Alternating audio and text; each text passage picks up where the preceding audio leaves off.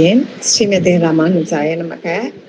இன்றைய பாசுரம்: ஒரு முறை காஞ்சி பெரியவரிடம் சென்று, எந்த பாசுரம் படித்தால் 4000 படித்தது போல் ஆகும் என்று சொல்லும் பொழுதே அவர் இந்த பாசுரத்தை குறிப்பிட்டாராம். நம்முடைய பூர்வாசிரியர்களும் இந்த பாசுரத்தை படித்தால் நமக்கு எல்லாம் கிடைக்கும் என்ற ரீதியிலே சொல்லுவார்கள். இறக்கும் தருவாயில் இருக்கும் ஒருவர் காதிலே இந்த பாசுரத்தை ஓதுவார்கள்.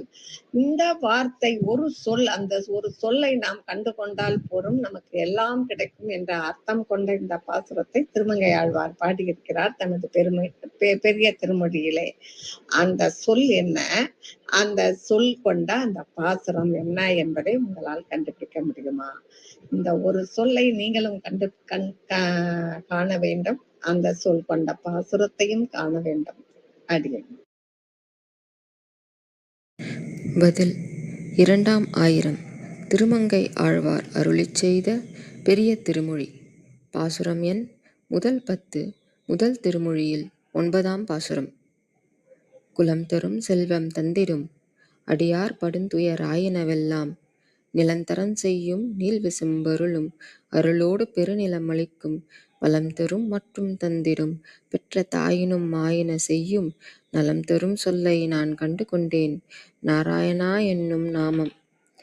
விளக்கம்: நாராயணா என்னும் திருநாமமானது தரும் நன்மைகள் என்னவென்றால், குலம் தரும், நல்ல குலத்தை தரும், அதாவது பெருமாளிடம் அடியார்களாக இருக்கக்கூடிய அந்த உயர்ந்த குலத்தை தரும். செல்வம் தந்திடும், சகல ஐஸ்வர்யங்களையும் கொடுக்கும்.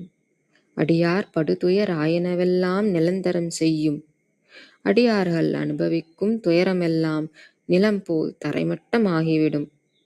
நீள்விசும்பருளும், வைகுண்டப் பதத்தை தரும். அருளோடு பெருநிலம் அளிக்கும்.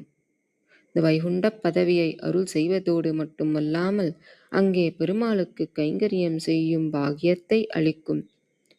பலம் தரும், பெருமாளை அனுபவிக்க சக்தியை கொடுக்கும்.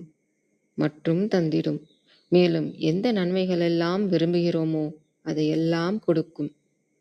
பெற்ற தாயினும் ஆயின செய்யும், பெற்ற தாய் தன் குழந்தைக்கு தேவை என்று நினைக்கக்கூடிய நன்மைகளைக் காட்டில் அதிகமாகவே தரும். அது எதுவென்றால் நாராயணா என்னும் நாமம். நன்றி. சர்வம் கிருஷ்ணார்ப்பணம்.